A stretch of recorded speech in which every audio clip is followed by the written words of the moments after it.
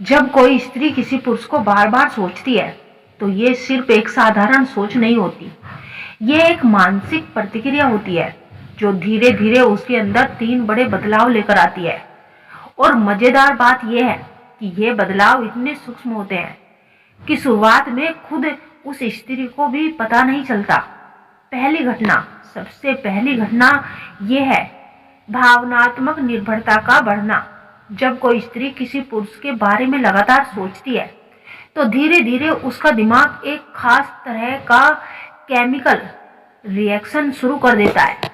ये reaction dopamine नाम के हार्मोन से जुड़ा होता है। अब सवाल ये है कि इससे होता क्या है। जब आप किसी चीज के बारे में बार बार सोचते हैं तो आपका दिमाग उस चीज को या उस व्यक्ति को अपनी खुशी का केंद्र मान लेता है।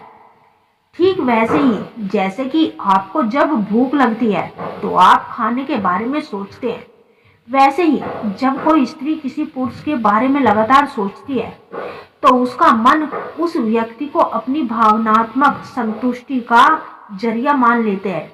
इसका मतलब ये हुआ कि अब उस स्त्री की खुशी, उसका यह या उसकी भावनाएं सब कुछ उस पुरुष से जुड़ने लगती है। अगर वो पुरुष उससे बात करता है तो उसका पूरा दिन अच्छा हो जाता है। अगर वो पुरुष जवाब नहीं देता तो उसका मन उदास हो जाता है। ये एक तरह की भावनात्मक निर्भरता बन जाती है।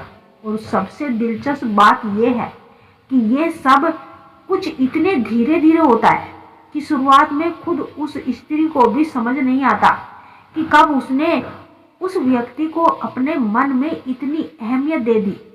वो बस ये महसूस करती है कि अब उसका दिन उस व्यक्ति के बिना अधूरा लगने लगा है। अभी तो सिर्फ पहली घटना बताई है, दूसरी और तीसरी घटना तो और भी ज्यादा दिमाग हिला देने वाली है। खासकर तीसरी घटना, जिसके बारे में मैं बहुत कम लोग जानते ही होंगे।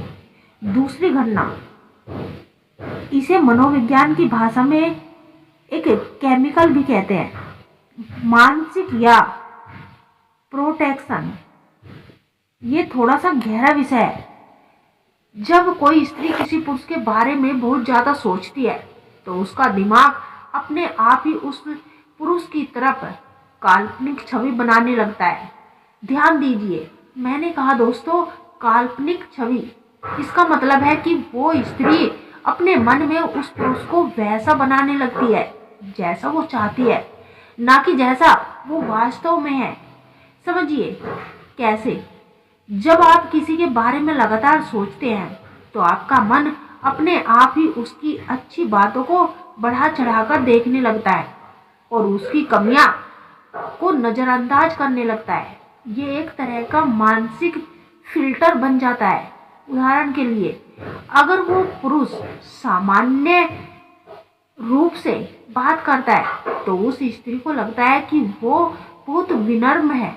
अगर वो थोड़ा गुस्सेले में है तो उसे लगता है कि वो बहुत भावुक है। अगर वो अपने काम में व्यस्त रहता है तो उसे लगता है कि वो बहुत मेहनती और समर्पित है। ये मानसिक प्रेक्षण इतना मजबूत होता है कि वो स्त्री धीरे धीरे उस पुरुष को अपने मन में एक अदृश्य व्यक्ति के रूप में स्थापित कर लेती है। और फिर जब कभी वास्तविकता सामने आती है तो उसे बहुत निराशा होती है, क्योंकि वो छवि अपने मन में अपने आप ही बना लेती है। ये वो असलियत से बहुत अलग होती है। ये घटना बहुत ही खतरनाक हो सकती है क्योंकि इसमें स्त्री खुद ही अपने मन में एक ऐसी दुनिया बना लेती है जो सच नहीं होती। और जब ये दुनिया टूटती है तो उसे बहुत तकलीफ होती है। तीसरी घटना, आत्म पहचान का बदलना। ये घटना सबसे ज्यादा प्रभावशाली होती है और इसके लंबे समय तक चलने वाले परिणाम होते हैं।